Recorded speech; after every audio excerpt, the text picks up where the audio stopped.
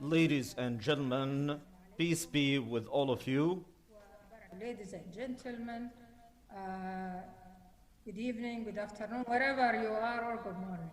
Just started with English to mention that we have also interpretation in English. You can click on the icon down and you can choose English so you can hear the interpretation.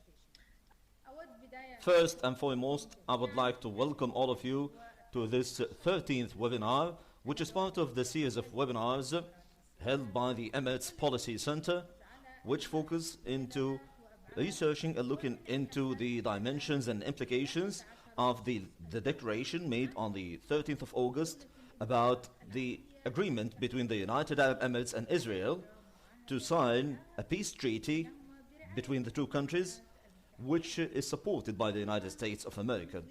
And this will lead to establishing diplomatic relations and direct relations between the two countries, and signing bilateral relations in many domains.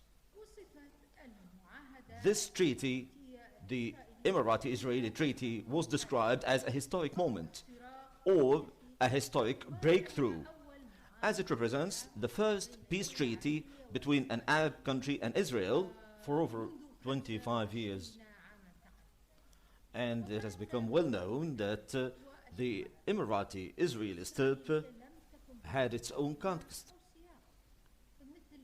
Just like most Arab countries, if not all Arab countries, the United Arab Emirates has had undeclared communications with Israel that date back to the past decade. Despite the fact that the United Arab Emirates was one of the countries that supported and backed the Arab Peace Initiative in the year 2002, yet the suspension of the Palestinian-Israeli peace process and the change of the geopolitical equation in the Middle East made the decision makers in the UAE convinced that the region needs new visions and approaches to deal with the crisis and problems of the region, including how to deal with Israel, which is part of the region and has common objectives that have to do with achieving prosperity and development despite the opposite situation it adopts towards Palestinian rights. Regardless of whether it is true or not to say that the Emirati-Israeli treaty has been signed in return for suspending the Israeli decision to annex 30% of the land of the West Bank and Jordan Valley, or that the timing of declaring the treaty was aimed to achieve local political and election-based interests for the American President Donald Trump and the Israeli Prime Minister Benjamin Netanyahu. What matters the most and the important point is that the United Arab Emirates has made this decision and took this step based on its full and rational realization of the importance of its objectives and strategic interests and to the positive impact of this treaty on the region as a whole. It is true that the United Arab Emirates and Israel do not have any common borders, and that both countries have never been into war with one another. Yet both countries look forward to reaping the fruit and the benefits of boosting their bilateral relations in many sectors, the foremost of which is direct investments, trade, industry, technology, advanced technology, and communications, tourism, healthcare sector, and environment, and many other sectors. On the other hand, the two countries aim to utilize their close relationship in terms of supporting the causes of the region, which the two countries have a similar vision in dealing with them and with regards to the balance of power in the region or the relationship with the superpower, namely the USA. And apart from those who are clapping for this treaty or those who are rejecting and denouncing this treaty, yet we need to look into the implications of this treaty in an objective manner and the horizons of the Emirati-Israeli relations and the impact of this qualitative step on the regional environment and the strategic transformations that may result from it. And this is what we are seeking to achieve in this webinar, where we host Dr. Zaid Ayadat, the director of the Center for Strategic Studies at the University of Jordan, and a professor of political sciences at Prince Al Hussein bin Abdullah II School of International Studies at the same university. He served as a professor of political science at the University of Connecticut, Human Rights Institute, and a visiting scholar at Georgetown University Welsh School of Foreign Services. It's also an honor and a pleasure to welcome with us Dr. Abdel Men'em Saeed, the chairman of the Advisory Council of the Egyptian Center for Strategic Studies and the chairman of the board for Al-Masri Al-Yawm Publishing House in Cairo. He was the director of the Ahram Center for Strategic Studies and was also the president of the same center. I would like to welcome both speakers, our colleagues, the speakers. I would like to thank them for their kind attendance and accepting the invitation to participate in this webinar. And I would like to welcome all those who are watching this webinar via Zoom and also at the social media accounts of the EPC, and also those who are watching on YouTube. Before we start the discussion, I would like to call upon each speaker to start with his first intervention for 3 minutes. And I would like to begin with Dr. Zaid. Please, the floor is yours, Dr. Zaid. I want also to, for those following us, non-Arab participant, please, you can hear the interpretation if you click on the icon down and you choose English. Thank you. Please, Dr. Zaid. Thank you very much, Dr. Ibtisam. I would like to thank you, and I would like to thank the EPC for organizing this webinar and such highly important webinars, which have introduced a new factor into intellectual and political debates in the Arab world. I would like also to thank you all of you for these efforts to shed light on a highly important strategic event that you have kindly pointed out that it was called a historic moment or a historic breakthrough. And some people called it a strategic earthquake. And this is also quite telling, and we need to look into its implications. Please allow me to build upon what you have kindly pointed out, which is the fact that this treaty has come within certain contexts, regional and international contexts.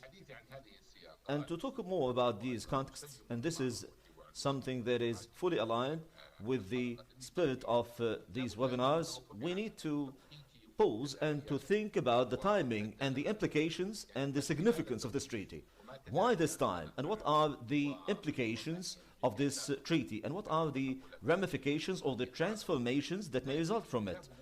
We start to approach it from a simple perspective, from the strategic utility of this treaty and the calculations related with it, and not the tactical opportunity or the tactical use of these circumstances or these circumstances. The logic of states and countries, and with regards to international relations, what we have realized and what we have learned is that the transformations of powers and the balance of powers and distribution and relations of powers result from genuine and revolutionary transformations with regards to those concepts, and those transformations of the relations of power also result into earthquakes and shock waves that reach the regional and the ultra-regional levels.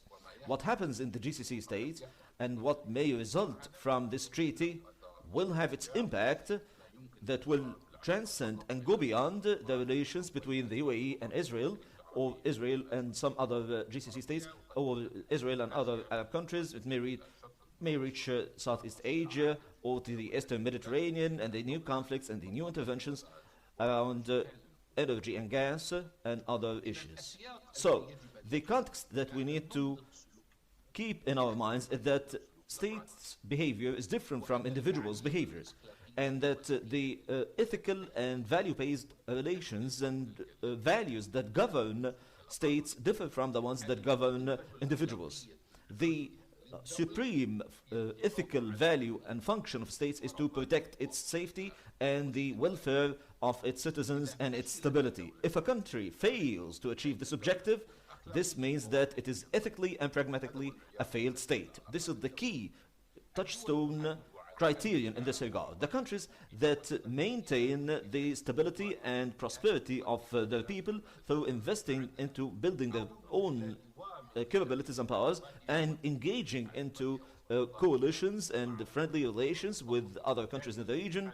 This is what is meant by the spillover of other power into the same region power. These are basic concepts that put a framework for our discussion about this treaty. Secondly, the other criterion is the ideology or worldview criterion, which has to do with the value-based or ideological concept of the world and how this world operates. There are two main concepts that govern the world: the real reality and the imagined reality, which is the imagined reality in the minds of some people. Based on those two concepts or visions, this is what determines the conduct of nations, of how they deal with the transformations of the world and how they can adapt and live with this world and succeed in it. And the countries that fail or cannot succeed in achieving this, these are countries that have ceased to exist, and this is another criterion for assessing this context. To conclude my intervention, I would like to say that the main context for these relations, which the past decade of the 21st century, from 2010 until now, has witnessed many genuine transformations and fundamental transformations in the Middle East. We can say that the Middle East that we used to know since the end of World War II and the characteristics of this system began to appear at that period of time has completely ceased to exist in terms of the type of state and the active powers in the region and the regional arrangements for the Middle East. And now we have transformations from the center countries to the peripheral countries and other transformations globally. And with regards to Israel and its role and the neighboring countries for the Arab world and their role, there have been many transformations and visions and interests and priorities as well. And there are geostrategic projects that are competing with one another for non-Arab countries in the Arab region and other new leading Arab countries that have shouldered the task of interacting with those geostrategic changes and to select a strategy and to make rational decisions and pragmatic decisions to be able to maintain its stability and continuity. If we understand those changes and link them to international major changes, particularly in the world of the new informational age or the post-Fourth Industrial Revolution age, and what matters most is that there is the return of the competition between the traditional superpowers, and these are the contexts that highlight that there is a rational understanding and genuine interpretation that was conducted by the United Arab Emirates, and based on that they made a decision that will have strategic implications, and I will mention those implications later on. Thank you very much, Dr. Zaid. Dr. Abdel Menam, please, the floor is yours.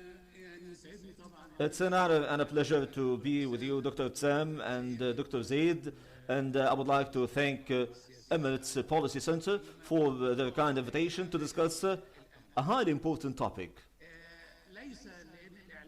Not because the declaration was made, the event and the importance and significance of this event for the entire region, for the United Arab Emirates, and to Israel and to the Palestinians, and also the fact that it has shaped a new reality and a new fact in the region, which was properly described by Dr. Zaid, the so-called the Middle East, the region where we live in. This region where we live, currently we're dealing with this treaty as a dynamic fact. It's a story that started already, and it is still, we are still to see the ramifications of this treaty in the upcoming period of time. Some of those implications have to do with the preparation for the treaty, the signing of the treaty, and so on. Yet we have a new reality, which is based on all the things that are contrary to what we know about the Middle East, the modern Middle East, which is the the so-called Arab Spring era, and its impact in terms of the spread of terrorism, extremism, regional interventions by Iran, Turkey, and all the other negative changes, the state of violence and the bloodshed in Syria, Iraq, Yemen, and Libya, and also in many other regions, many conflicts, part of which is Israel, and some other conflicts, Israel is not part of them, to the end of all of this. Now we are witnessing a new trend that is beginning to become vibrant in the region recently, which has three forms of cooperation. The first form of cooperation is establishing the East Med Gas Forum. The members of this forum include Egypt, Jordan, Palestine, and Israel, to deal with a specific issue, which is gas, manufacturing of gas, liquefaction of gas, and exporting it, and other parties engage with this forum, including countries like Italy, Greece, and even the United States of America is engaged with it. So we have the Eastern Mediterranean region, and also we have, before a very brief period of time, we had the Emirati-Israeli treaty, which, as I believe, goes beyond the Palestinian cause. I put it within the context of the Palestinian cause, which has been ongoing for almost 70 years now. If we do that and restrict it to this regard, it will suffocate the other horizons of this treaty, because it is establishing horizons of cooperation between two countries that never occupied one another. They are developed countries in specific domains that have to do with services, sciences, technology, and investments, and other specific relations that have to do with this regard, and that may exist to a great extent. They represent a future image of this region. Previously I said, I was asked actually about Israel and the role it may play in the region, and I said that it may play a role like Singapore's. Singapore in Eastern Asia is a small country, yet it managed through its advancement and technology to provide an advanced model that has been reflected on Malaysia, Indonesia, and Philippines and other countries. So this treaty has a new formula, because the signatories to this treaty, the UAE and Israel, and of course both of them are supported by the USA, they are different from the other countries that we have in the region. There are also cooperation relations that have been established recently, or they have been ongoing for quite a while, that have to do with Iraq, Jordan, and Egypt. Iraq, Jordan, and Egypt have historically, even at previous period of time, they have created special relations that have to do with labor and economy, and how to deal with the circumstances and the geopolitical circumstances of the region. We have three factors that are interrelated and that have cooperation, and we have dozens of elements that have to do with conflict and bloodshed and all the forms of terrorism and violence and so on. The two trends are actually, this treaty represents a great deal of momentum for this trend that focuses on cooperation and development, or the trend that looks for ways to achieve stability in the region and to achieve progress in the region through a project of development and progress and achieving sustainability and so on. This does not prevent that, on the other hand, and with regards to the new characteristics of this treaty, the Palestinian cause may also benefit from this treaty if this is the intention in this regard, as at the end of the day, the Palestinians have to make their own decisions. Maybe uh, it is quite possible that, of course, all of us and my generation and the following generations have witnessed the development of the Palestinian cause, and we know how important it is at the moral and strategic level for the entire region. However, there is another element, and there are other elements other than the Palestinian cause within the region in this period of time. There is the Emirati cause, the Jordanian cause, the Egyptian cause, and many other causes in the region. And they are plentiful in the region. I believe that this places us at the grand strategic concept of how to deal with this topic and how to make this treaty a path forward to change, or let's say to reverse, the violent trend that has been prevalent in the region, whether it is emanating internally in the form of civil wars and so on, or imposed externally by Turkey or Iran particularly. Thank you very much, Dr. Abdel Menam. Dr. Zaid, based on the premise that the treaty between the United Arab Emirates and Israel is an orthodox factor in regional calculations and might be a game changer, what are the potential shifts in the map of power distribution in the Middle East after the implementation of the treaty? Thank you very much, Dr. Ibtisam. This is a critical and highly important question. Definitely, I agree with the opinion that this treaty is a game changer. For a while, Dr. Ibtisam, the EPC has been hosting and sponsoring many geostrategic and intellectual activities that have looked into the new game theory in the Middle East and the new rules of the game, and who writes the new rules of the new game. So who is writing those new rules as well? No doubt, ambitious countries, and the countries that have a vision. And here, I'm not talking about the United Arab Emirates or another country, I'm talking about countries in general. Once again, the lab of international relations and political sciences and history. History always teaches us that the countries that conduct their strategic calculations in a pragmatic and objective manner, politics have their own rules and international relations have specific rules. And living in denial of those rules leads to failure. And this is what happens in many countries of the world. So this decision-making process becomes wrong when the decisions go beyond the objective rules that govern international relations and the relations of power. The strategic implications of this treaty, which is a game changer, means that the arrangement and distribution of power in the region will change now and will shift towards establishing and boosting the trend of stability and development in the region. As pointed out by Professor Dr.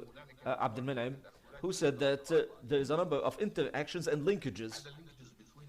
Those linkages between the different regions, the center and the peripheral countries of the region, the GCC states and the Central Arab states and the East Med Gas Forum as well, all of these interactions between those powers, which believe that the Middle East is full of conflicts and multiple conflicts, and now it's high time for the Middle East to go beyond those conflicts and disagreements and to pave the way for a new era which boosts moderation and stability. On the opposite side, we have another trend in the region which believes that the hegemony and influence in the region of that party relies mainly and heavily on confrontation, extremism, and radicalism. So those conflicts between those two trends in the region, this treaty says that this approach based on this treaty between Israel and the United Arab Emirates is meant to pave the way for a new era of cooperation on many fronts and on many domains, not just the military and security issues, which are highly important. What matters the most has to do with the economy and technology and medicine and agriculture and all the other domains that deal with two key points, the things that matter the most to the inhabitants of this region And secondly, they deal with the so-called non-traditional threats. The threats that are non-traditional ones, which are associated, as we see today, with COVID-19, with food security, and with cyber security. All of these threats and all of those untraditional threats, this treaty paves the way for a new era in which we see a redistribution of the map of power in the Middle East, in the sense that other countries will follow in the footsteps of the UAE necessarily and will sign other treaties based on the fact that this will achieve their interest to boost stability in the region, and therefore the free riders will find an opportunity within this treaty to jump into the boat and not out of the boat, and thereby underscore their stability and the stability of the region. Thank you very much, Dr. Zaid. Dr. Abdelmenam. Since the treaty was a strategic shift for the two sides and some other regional parties, and at the same time a strategic shock for some regional parties, what are the features of the map of winners and losers as a result of this treaty, as you see it? Actually, the short answer is that those who have opposed this treaty will lose, and those who supported it will win. And I'm saying this not based on a specific bias or so, but actually this is related to what I have said previously. Those who are working on fragmenting this region even further by civil wars or media campaigns or by interventions that all of us know about and we do not need to reiterate them, they felt that, of course, it's no coincidence that Qatar, Turkey and Iran are following the same path, which is a vicious attack against this treaty. I perceive this treaty as a dynamic fact within the tensions that exist between the two opposing trends who are competing in this region. Those who want to revive the region and those who want to destroy the region, and I mean literally destroy the region. A revival here, and the revival trend looks to the treaty as a work in progress. It's not just the declaration of the treaty and then signing the treaty. It also has to do with the things that will happen later on to expand the scope of this treaty. Because the thing that has to do, or the aspect that have to do with a project for the region to first and foremost maintain regional security and then place the Middle East on the path forward to what happened to Eastern Europe and to Southeast Asia and what happened previously in South Africa and in South America and what happened in many other parts of the world in terms of the great development that has been achieved over the past decades. The Middle East, now it's high time for the Middle East to catch up with them. And this will not be a game changer for a specific point. It will be a game changer means that a specific trend managed to create new ground for itself and sow certain seeds. The seeds within this treaty, and to stress here the scientific aspect, the technological aspect, the development aspect of the treaty, and the investment aspects as well. All of this has roots in the Israeli-Arab peace treaty. The entire 1990s, we spent the whole 1990s in the so-called multi-party negotiations, which covered a number of domains, starting desalination of water and the aspects that have to do with refugees and economic development, reducing armament and combating nuclear proliferation, all other aspects. But 25 years later, the situation has changed and the environment has changed. We need new definitions of what has been achieved. I believe that expanding the scope of consultation and continuous consultation with the countries of cooperation in this regard is quite important to establish a new type of strategic balance. We need what I called previously a concert of Arabia. A concert of Arabia that can reorganize the region the same way Europe succeeded in the concert of Europe in the post-French Revolution. After the destruction process that took place in the region, I believe we need a similar effort for building and developing the region. Dr. Sam and Dr. Zaid, we need to learn something. Arabs have lost something very important, which is the ability to establish coalitions. It's either we help one another and have fraternity and donate blood and donate funds and media support and so on, but the nitty-gritty details in terms of establishing a genuine balance of power, because we are facing vicious external powers and forces, including terrorism, the Muslim Brotherhood, and anyone watching the vicious media campaign launched by Al Jazeera and what is being conducted by Turkey and Iran today, whether through the Houthis. We will never forget that there was an attack in Fujairah, and there was an attack against Aramco, and the oil production facilities in the Kingdom of Saudi Arabia were attacked. Jordan is also facing an Israeli pressure as well. There are many things that need from us a great deal of learning the concept of building genuine coalitions and pragmatic ones. I believe that the three of us are products of realpolitik, of real politics. What we need is to translate this concept in a process of in-depth consultation and agreements. All countries have different geopolitical perspectives, and therefore they need research centers and think tanks that can bridge the gap between the different realities of all parties. And then we have an initiative. What is being said in the EU is that there is the role of the willing. Those who are willing, let them in.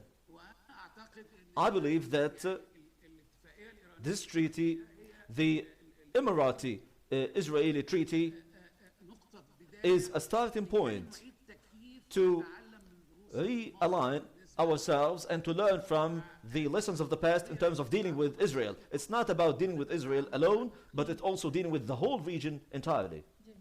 Thank you very much. Dr. Zaid, despite the fact that there are those who reject the treaty in terms of the Palestinians who reject this treaty, can this treaty have a positive impact on the Israeli-Palestinian conflict, and how can that be achieved from your perspective? This is a very important question, Dr. Sam, but please allow me first to comment on your previous question about the winners and losers, because you know that this type of language really stimulates my intellect and makes me want to speak about it, because it's the language of game theory. I perceive of this treaty and the entire treaty, and as Dr. Abmanan pointed out, I perceive of it from the Emirati perspective, the rationale for the UAE to go into this treaty. What is the rationale for the UAE to go into this treaty and sign this treaty? I see through implementing a modeling process and the rationale of international relations and the game theory in international relations, the biggest winner in terms of the final strategic calculations is the UAE, and that the biggest loser is Turkey, and that the second winner, the potential winner and the likely winner, is the Palestinian cause. And this is the way I want to answer your second question. In terms of the following, Dr. Tissar, this is the first time since Camp David that we have an overcoming of a Jewish mentality in the Israeli state, which always seeks to segregate and disengage the Palestinian cause on the one hand, and the relation between Israel and the Arab world, the Israeli-Arab conflict and the Palestinian cause. There was always a rhetoric about achieving a breakthrough with Arab countries and signing peace treaty with them without going into or touching upon the Palestinian cause. And this is a strategy adopted particularly by Netanyahu, since Menachem Begin is his godfather and his role model in politics. So this is the linkage between all of these treaties, including the treaties that was signed previously, starting from Camp David and reaching up all the way to the Emirati-Israeli treaty. So, in principle, we have a realignment of linking normalization of relation to a suspension of annexation of lands, and linking the normalization of relation to the Arab-Israeli and Palestinian cause and putting an end to this conflict. This is linked to achieving progress with the Palestinian cause. This presents more leverage and linkage to linking the... And therefore, this is the exact opposite of what many analysts believe in terms of seeing that this is something that would undermine the Palestinian cause An in-depth analysis shows that through final strategic analysis, this treaty provides linkage. It says this is in return for this. So this is highly important. The second element, Dr. Tisam, that as all of us know, many of the elements of the Palestinian cause result from the American-Israeli interaction in the region. And this treaty has the ability to underscore the role of the UAE to invest this leverage into American politics and its transformations, to exercise further pressure on Israel and face any aggressions or claims or any undermining of the Palestinian cause. And this newly acquired political leverage for the UAE because of this treaty will enable the UAE to push forward the Palestinian cause and serve the Palestinian interests and the Palestinian cause. Secondly, and this is even more important,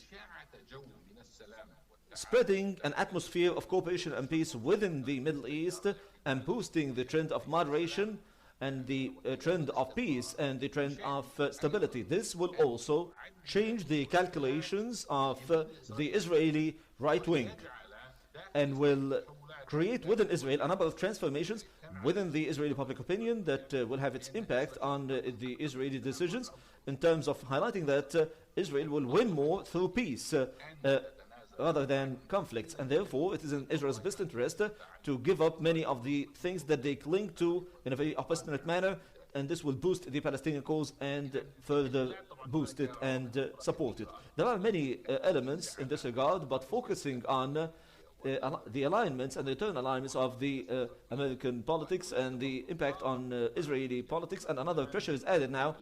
We used to say that Jordan, when it knew about annexation, it threatened to cancel Wadi Arab agreement, and Egypt was about to withdraw its ambassador because there is another party in this regard. So new pressures were added and piled up upon Israel, and the three countries are piling pressure on American politics to exercise pressure on Israel. What matters the most is to put an end to this fixed policy adopted by the Israeli right wing, and this linkage between the Palestinian cause and the Arab cause, which was referred to Camp David, is now dead. And now the new peace treaty between the UAE and Israel, it has revived this linkage between the Palestinian cause and the relationship between Israel and the Arab world. And this is the exact opposite of what is being circulated in this regard.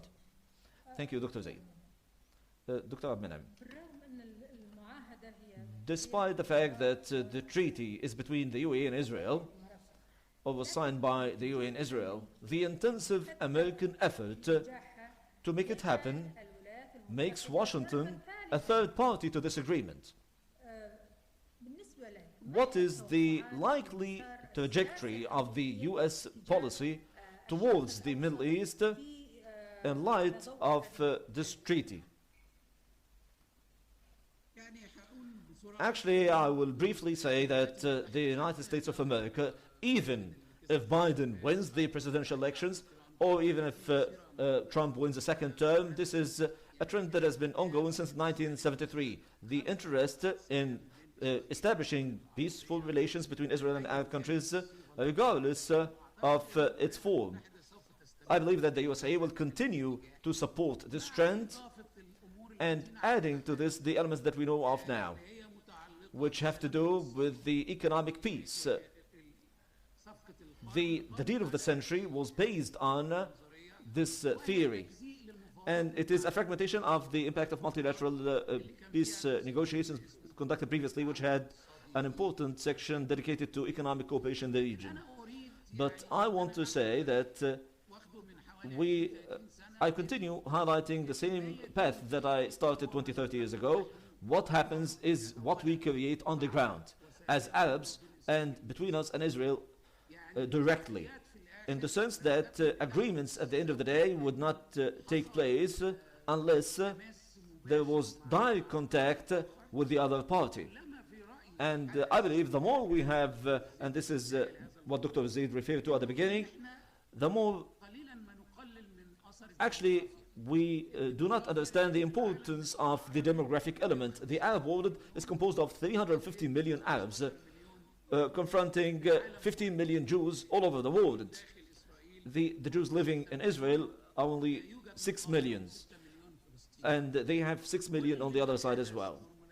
All what happened, or the more we have normalization, the more we have leverage within Israel. And this is the exact opposite of the common Arab theory, which is based on boycotting Israel, and which is based on not to assist the Palestinians live in Israel, and not to help them gain ground and gain leverage in the Western Bank or within Israel, and the disengagement of the Palestinian fragmentation. This is something that we have learned in Egypt and Jordan. We cannot pin the destiny of 100 million Egyptians and the entire Jordanian people. We cannot let all of this hinge on that point. We need to call a spade, as they say. The Palestine is very important to us, yet the Palestinians also are very important, and the Palestinians, letting them continue to suffer continuously because Hamas wants to establish an Islamic caliphate or is cooperating with Iran or Turkey. This is an unacceptable point, to put it quite simply. In Egypt, we're suffering from this. There is smuggling of arms to terrorists and so on, and all of this is done through Gaza. What I want to say is the Emirati addition in this regard achieves many things. Things that have to do with the UAE, things that have to do with investments. We are talking about reserves and investments that may reach up to $1 trillion for the UAE.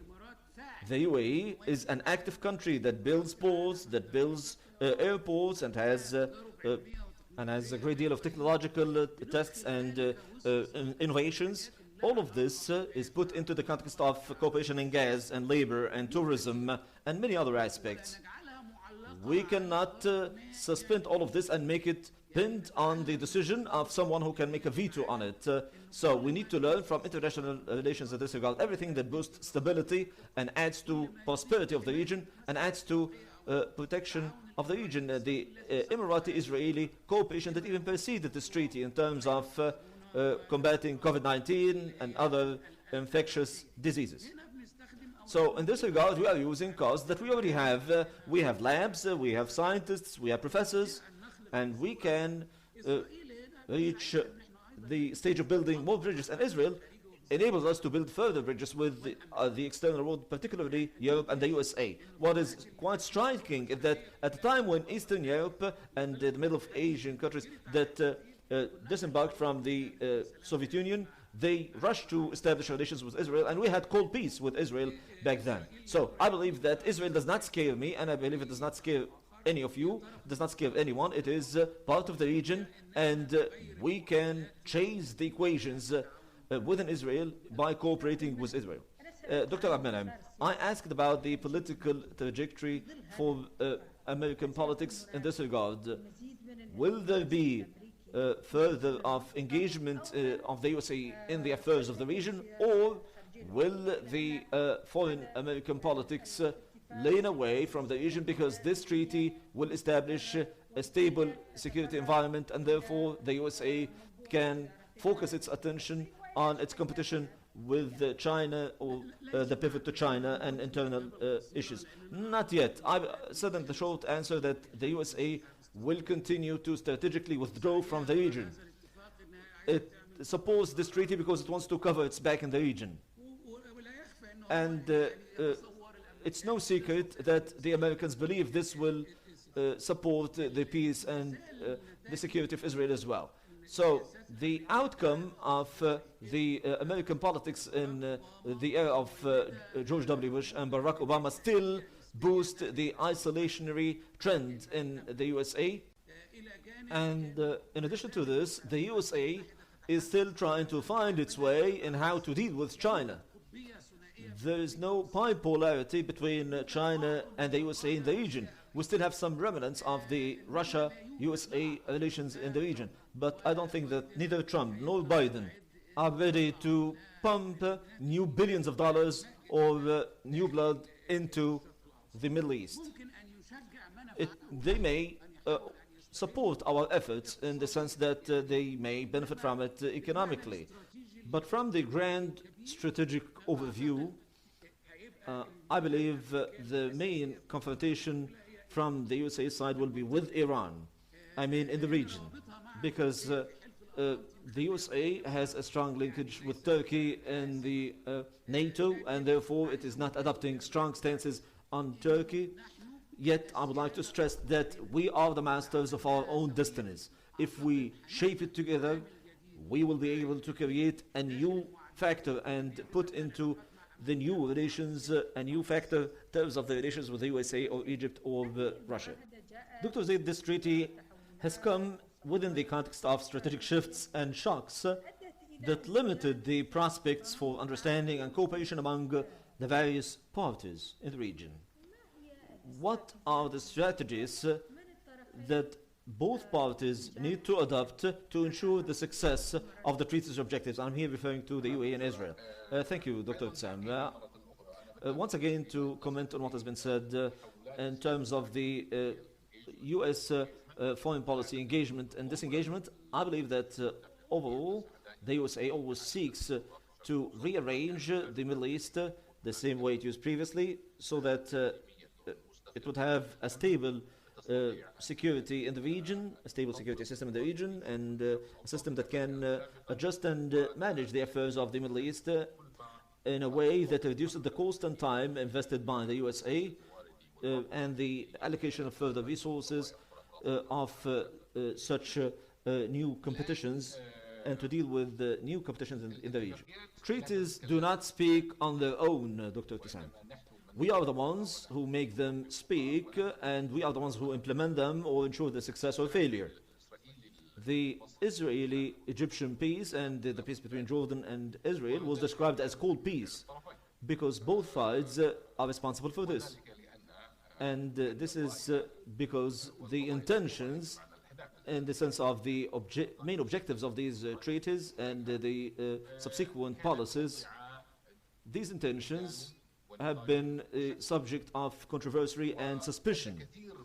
And many of the Israeli policies that have been conducted previously, most of them were an embarrassment to Egypt and to Jordan, and at the expense of their interests, and they offer nothing to the Palestinians.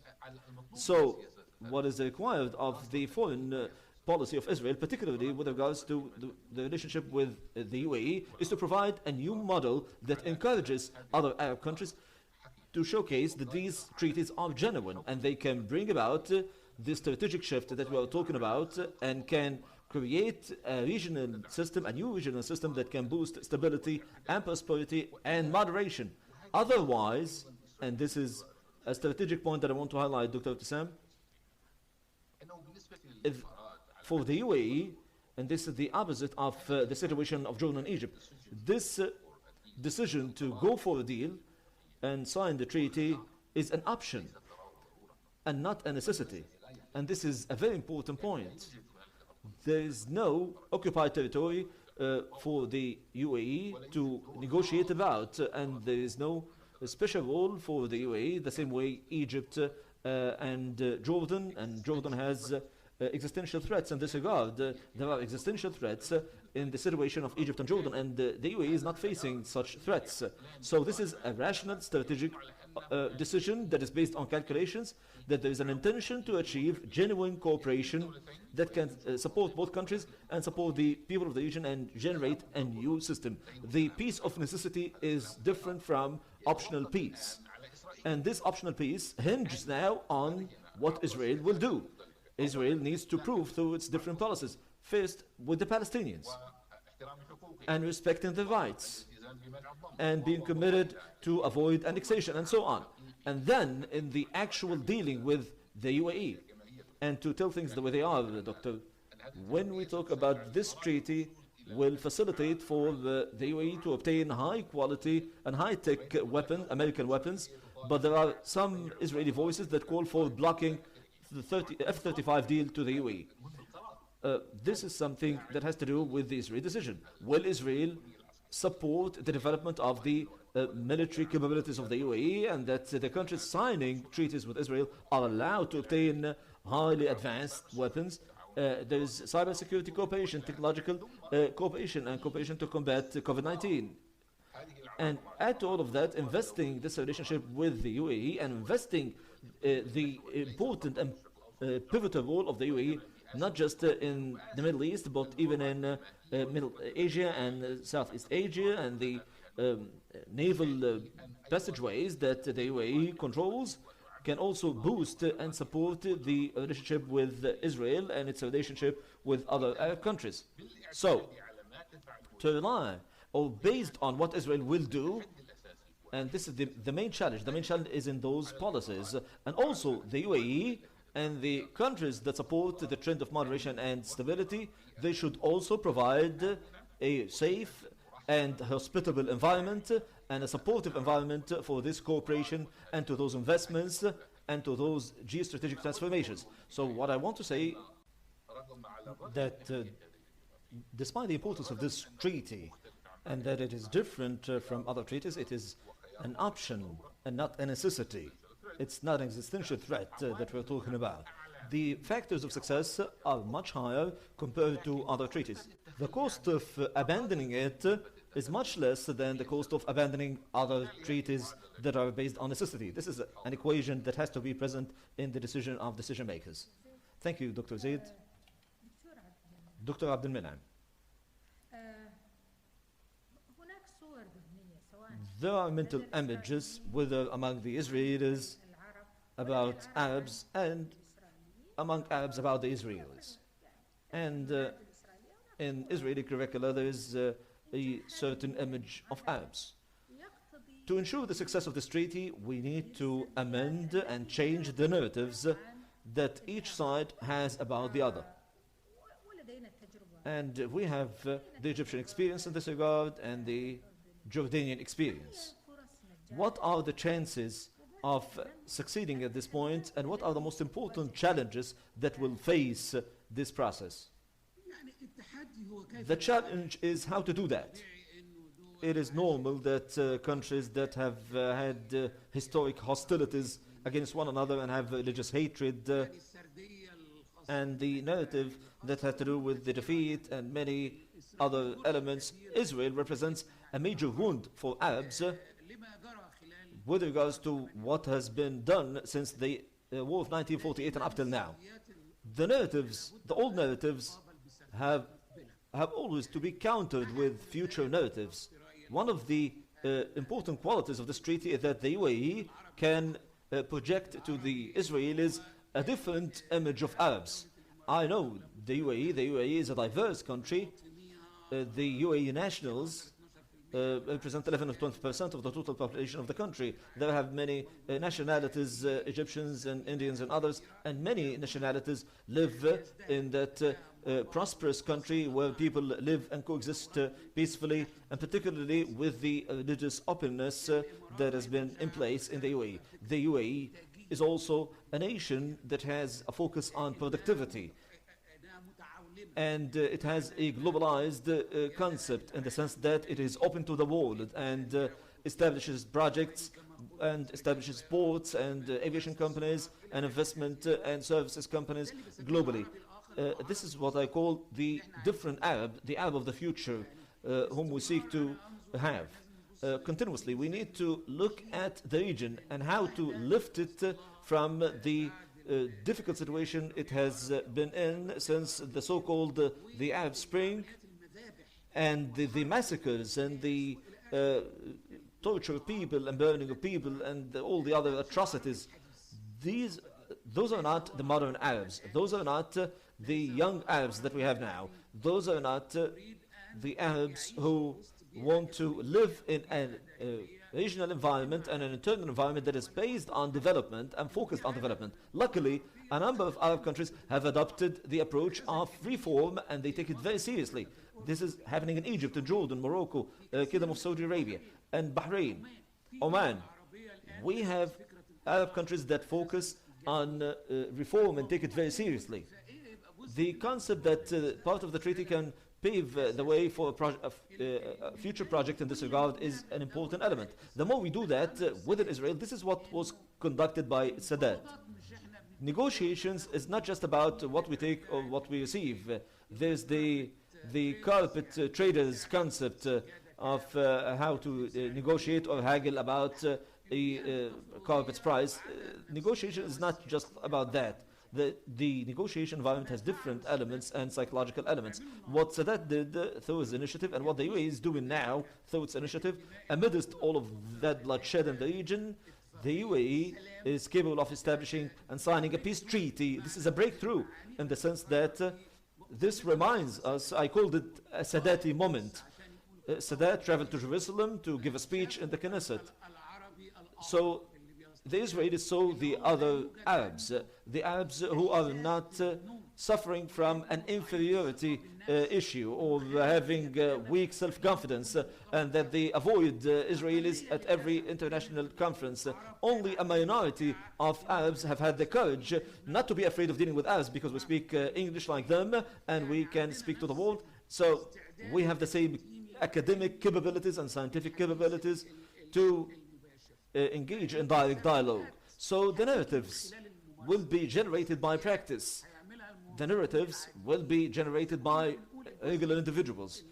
If we talk about the concept that is popular about Arabs' image, there's a part of hypocrisy about it. We hold Jerusalem in high status, but we never visit Jerusalem. The greatness of visiting Jerusalem, and I visited Jerusalem, this is something, as an Arab, this is something that makes you proud. This belongs to us. Jerusalem is not owned by another party. Of course, everyone has the right to exercise their worship there, but the arabesque and the architecture is Arab. The domes are Arab domes, the golden domes of Al-Aqsa Mosque, where Prophet Muhammad, peace be upon him, conducted a prayer. All of this belongs to the Arab world, and since we have this sense, this means that we have given the Palestinians something that we have never given to any other Arab country, because every single Arab country supervised the process of liberating itself from occupation, and the Arab countries supported them in this process morally or financially.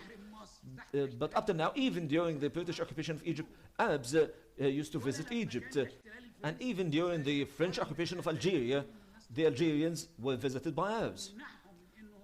Or there was no prohibition of dealing with the Palestinians in Israel as if the Palestinians belong to the occupation forces. This is a historic mistake. I believe now it's high time to correct such historical mistakes, not for the sake of the Israelis, but for the sake of Arabs. Because we have become hostage to a narrative. Let history judge this situation. Now we are talking about real politics. And we should not forget that 1.8 million Palestinians live, and more than half of the Israeli population are Arab Jews who have a historical narrative that intermingles and intertwines with the Arab historical narratives. So the issue of narratives may lead us to the existential point. I'm sorry I'm taking too much time to discuss this point, because I participated in second track diplomacy and similar things. Among Arabs and Israelis, we have always had those who take the narratives up to the zero-sum game. Not the zero-sum game that we want, but the building for the future is what we want. Thank you, Dr. Zaid. What are the options of Iran and Turkey to weaken the chances of the success of this treaty? What are the likely ramifications of this treaty on both powers? I will start by the second half of your question, which, as it will determine the chances in this regard. No doubt that this treaty represents a strategic shift. This strategic shift and this Emirati-Israeli treaty will redistribute the map of power in the Middle East, and particularly in the Arabian Gulf region. We used to have a competition between Turkey and Iran on the one hand, the competition between them and Israel on the other side for hegemony and power in the Arab world, having the Israeli factor to increase the strength of the UAE and the strength of the moderation trend in the region. This will have its impact on the distribution of power. And this means that Iran and Turkey have to conduct their calculations with regards to the objectives in the Arab region, with regards to the expansionary policies of Iran or proxy wars of Iran, or the Turkey's expansionary policy in Libya and other countries. The regional ambitions is now facing a deterrent. What has been conducted in this treaty boosts the theory of deterrence, in the sense that neither Turkey nor Iran can threaten the GCC security directly, nor the UAE directly. Yet, on the other side, Israel, and this is another type of balance, since Iran is present at the borders of Israel in Lebanon and Syria, now Israel, one way or another, is present at the GCC waters. This is another type of balance that Iran understands, and the calculations of Iran is fully aware of, and the same with Turkey. What I'm saying is that for Iran will feel the heat of this treaty, will feel how strong the UAE has become, and that this alliance has made the UAE much stronger. And this is what we said at the beginning. The key function of the state is to invest in building its strength and increasing it through investing in it, building its own capabilities and building coalitions. Coalitions have increased this strength. Iran has to cope with that and cope with this new development, either by challenging it or by adapting with it. Posing a challenge must have in-depth and intricate calculations that all of us know that Iran is incapable of doing that. And from this perspective, Iran will try to send many signals to underscore its future negotiation positions whether with Turkey or with Israel. Iran may have been fortunate that the United Arab Emirates is the signatory to this treaty, because the UAE is capable of reducing tension between Iran and Israel, and thereby enable the two competing forces or countries to save face by reducing tension and reducing escalation, and at the same time ensure its own safety and security, in the sense that the element that controls the compass in this regard and controls the interactions is the UAE and not Iran nor Israel, because of its geographic position. This does not mean that Iran will not try to undermine it. Iran has two options for the strategic analysis, and either Iran will pose all types of challenges, including skirmishes and aggressions. There have been a number of attempts in Arabian Gulf waters using proxy attacks and attacking embassies and attacking the economic projects and so on. But on the other side, Iran understands that retaliation against such escalation will be high. And therefore, the deterrence now and the deterrence theory now is at its peak, because Iran is a country that is completely deterred in terms of conducting any act that may undermine the security of the UAE and its interests in the region, because particularly with regard to the Israeli interests as well. The other element, and therefore, it may also be an opportunity for Iran, particularly when talking about maybe a new American administration or a second term for Trump. The Iranians may have an opportunity, and there might be a new form of the Israeli-Emirati-Iranian relations. The challenge is for Turkey, because it is the biggest loser of this treaty, because Turkey, instead of withdrawing its ambassador from Tel Aviv, it withdrew its ambassador to Abu Dhabi. And this is a strategic change, a qualitative strategic change. Before Erdogan, the relationship between Israel and Turkey was a key element of strength in the Middle East. Now, Turkey, after Erdogan, how it will find itself? Now the UAE has established such an alliance and made this breakthrough for regional competition. Turkey, once again, because I spoke before about Turkey, we have two types of Turkey. Turkey with Erdogan and Turkey after Erdogan. Turkey under the rule of Erdogan is a source of tension and escalation and crisis, and therefore a number of escalating pressures in the media domain first, and then this is followed by military pressure to undermine this treaty. Turkey after the period of Erdogan will be different, and it may restore its old relations with Israel, because the Turkish-Israeli alliance was one of the strongest alliances in the region historically, in the entire region. They have conducted joint military drills and so on. So what I want to say is that this is the strategic transformation, the theory of deterrence is in its peak right now.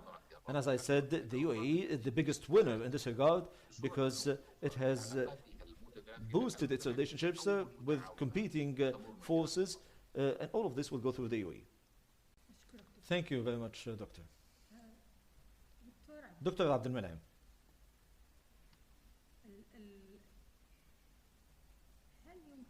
Can both sides, you have spoken about it. You have spoken about the treaty, the Emirati-Israeli treaty. Can both countries utilize the accumulation of the success in the field of development and the regional relations and international relations? Can they utilize this to lead the developmental projects and economic projects in the region in a way that offers a new model that can facilitate the process of dealing with chronic conflicts? The answer is yes. Once again, the short answer is yes. Both countries can do that. The foundation for this process is a strategic foundation because the region, as we have previously pointed out, and the threats that the region has been facing historically and now, and the reaction to the treaty shows that the negative forces in the region have not given up yet and have not changed their decisions yet and have not changed internally yet. They still have many elements that impel them to be highly aggressive. So this perspective of the Emirati-Israeli cooperation is very important to link it to the other forces of moderation in the region. And I say it quite frankly, link it to Jordan and to Egypt, who have a relationship with Israel, and the consultation is necessary. And also, other than the fact that consultation is quite necessary, no major projects at the regional level can be conducted without engaging many forces into this process. I do not know personally at how far have there been consultation with our brothers in the Kingdom of Saudi Arabia with regards to this equation, because now it's high time. One of the key aspects of this treaty is that it makes us think in a regional manner. We are not just talking, of course, building the national state is very important and reform is quite important and so on. All of this is important. Yet, it is very important to think at the regional level, how can we change the balance of power in the region? There cannot be a change of balance of power in the region unless we have another project, a project that is not fundamentalist, not an Ottoman project, but a project that belongs to the people of this region, who most of whom happen to be Arabs. And we have Israel with us in the middle.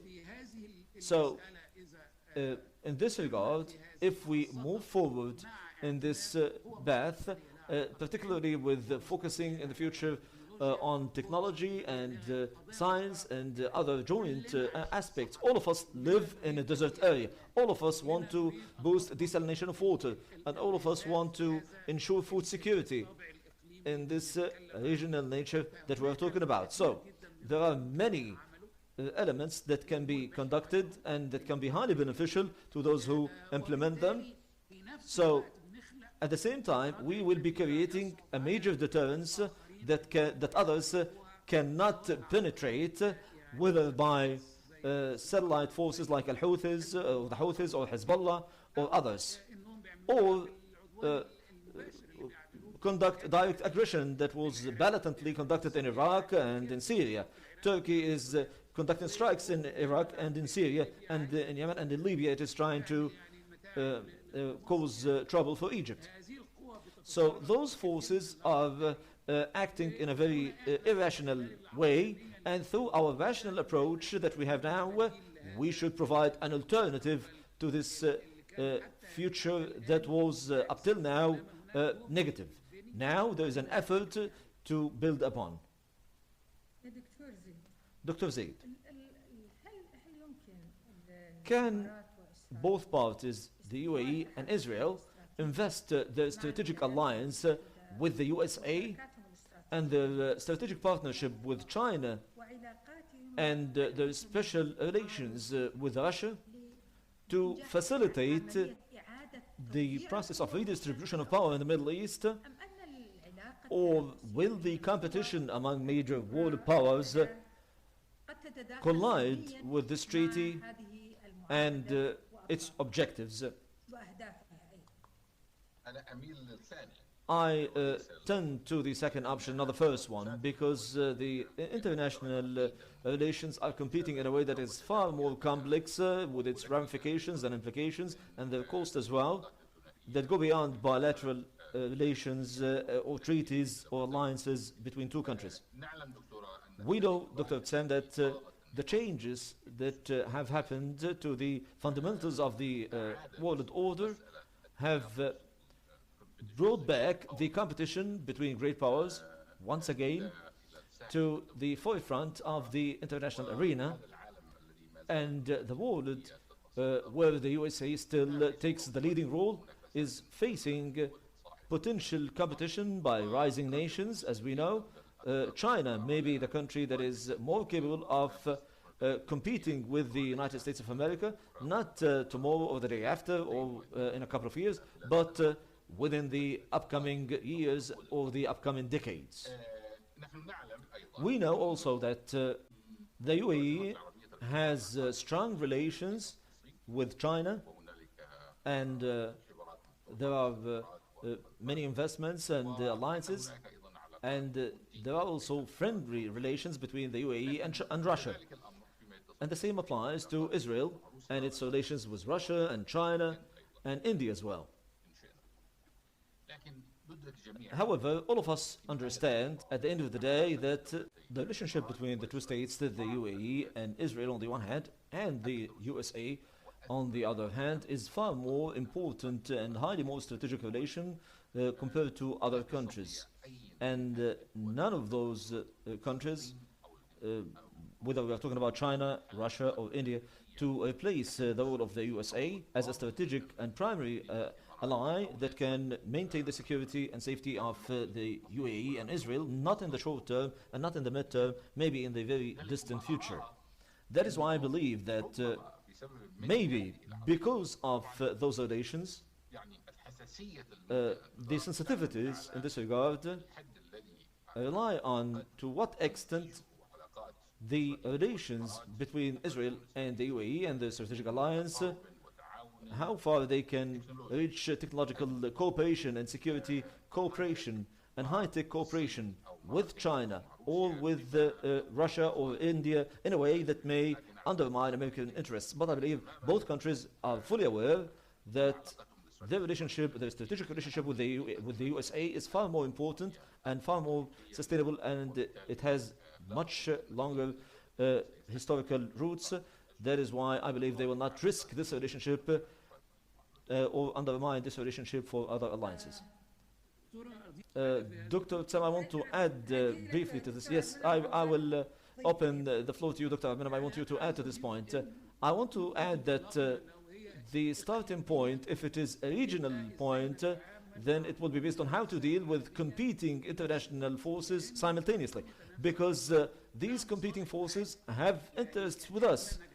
So we have succeeded, and now it's how to manage and how to be able to deal with it in a tactical way that has to do with the diplomacy and cleverness of diplomacy and political aspects, and to ensure that there is no collision or confrontation with regards to controlling us or to undermine our plans or to undermine the path forward that we have selected.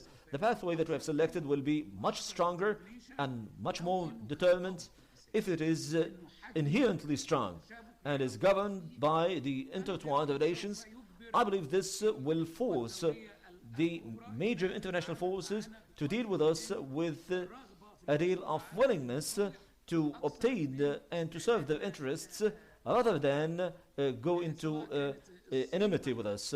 Whether we are talking about China, because we are already in the pathway of the Belt and Road Initiative launched by China, and China has major projects in Egypt and in the UAE and in many countries, and the same applies to Russia, which is building a nuclear reactor, and there are arms deals and so on. There are many aspects, and the relations between international relations are intermingled. And I believe that thinking of the international order or the world order in a polar manner, in the sense that we are facing bipolar system in the old fashioned, this is premature and may not be correct. The world can think of it the way they like, but what we are responsible for is the national state, and secondly the region where we live. If we succeed in conducting those two steps, I believe dealing with the world order and the international order will be much easier if we have the proper leadership that can manage this wisely and manage the relations wisely, because these relations are in nature or by nature competing relations. Dr. Abmenem, I have a question for both of you, because you are from countries that signed peace treaties with Israel. I will begin with Dr. Abmenem. Can this treaty serve as a catalyst in bringing together Egypt and Jordan? On the one hand, you may speak on behalf of Egypt, on the one hand, and Israel, on the other hand, to review the relations and take steps forward in the sense of shifting from cold peace to a warmer peace. I do not approve of the term cold peace. I call it selective peace. And there is cooperation in the field of gas, and it is conducted in this regard, and the diplomatic cooperation is already there, and security cooperation exists at certain points. This is selective peace, but if we want to conduct it as if we have warm relations, this is not the case. Because the more we have knowledge of what consultation on the one hand conducted by the UAE in this regard, and the different components of this treaty, if all of us are part of a joint project, I believe that this approach will have much higher chances of success compared to boycotting and rejections and so on. It is no coincidence that Egypt immediately congratulated the UAE on this treaty. President Sisi on his social media account posted a very strong support to the UAE in this regard, and he knows and understands the declared content of this treaty and the talk about direct normalization of relations, which I believe is the first implementation of the Arab initiative that we have not succeeded so far in conducting it in a collective manner, so we are doing it at the bilateral level. I believe that this takes us back to a form that is not necessarily that all parties have to agree, but the active parties in the Arab region can take part in this. Israel is very important to Egypt. It is a neighbor. Also to Jordan, it is very important. And we are dealing with the Palestinian cause with them. And this is very important to the public opinion in Egypt and Jordan and the UAE as well. His Highness Sheikh Mohammed bin Zayed recently also talked about the Palestinian cause and the Palestinian state and so on. So our role as research centers, we are playing a major role now, because there are many things that have to do with the Palestinian cause, starting from the confederate system or with the two-state solution or one-state solution. All of this needs to be reconsidered, and we used to do that with our colleagues in Jordan and even with some researchers and research centers in Israel. So now it's high time we went back to these efforts from a different perspective with an open-minded concept in this regard. But at the political level, it is very important not to lose the momentum. So if I have a piece of advice to offer to the UAE, it is to maintain the momentum that will require openness to our colleagues in Bahrain and in the GCC, and the Kingdom of Saudi Arabia. Egypt and Jordan are frontline countries in terms of these intermingling causes, in addition to the massive experience they have. I believe the Israelis are tough, Dr. Tissam. They are not that easygoing. So they are listening to you, Dr. Abdel Manam. We have an Israeli audience watching this webinar. I will stop at this point and let Dr. Zaid speak. Please, Dr. Zaid. شكرا دكتور. Thank you, Doctor. approve of all what Dr. Abdel said. The peace between Egypt and Israel and Jordan and Israel has had its circumstances and its regional and local contexts and its own sensitivities that have to do particularly with the details of the Palestinian cause, particularly in Jordan. All of us know that the levels of cooperation and security cooperation between Jordan and Israel has been continuous, and that both countries understand the value of this strategic peace and this cooperation between them, and this has been quite evident. But with regards to the details of those relations and normalization of all relations, this is something that hinges on the Palestinian cause and the demographic element and the refugees and the issue of Jerusalem and other causes, because the United Arab Emirates, at least with regards to borders, does not have common borders. We said that this is optional peace and not the peace of necessity. Therefore, we believe that there is an opportunity to have this treaty become quite successful with all its details, particularly with regards to the aspects of cooperation, which may create new convictions and common interests in a way that supports the prospects of success. Dr. Zaid and Dr. Abdel Menaim, I believe that this has been a very rich webinar. It has been quite rich information that the concepts and the information you have pointed out, which are out of the box in terms of dealing with the issue in a highly scientific manner. I've learned a lot, and I believe that our audience have really received a wonderful scientific analysis of this treaty. Thank you very much. Thank you. It has been an honor for the EPC to host both of you. It has been an honor at the personal level to welcome both of you. My greetings to both of you, and it's an honor and a pleasure to host you once again in upcoming webinars. Thank you, God willing. Thank you, Dr. Tsam. Thank you very much, Dr. Tsam. It has been an honor and a pleasure. Thank you very much. Thank you, Dr. Tsam. Thank you very much. I'm sorry for those who have posted questions. Unfortunately, we didn't have enough time to answer them. Thank you. Thank you. Thank you. Our apology. Thank you. Thank you very much. Thank you.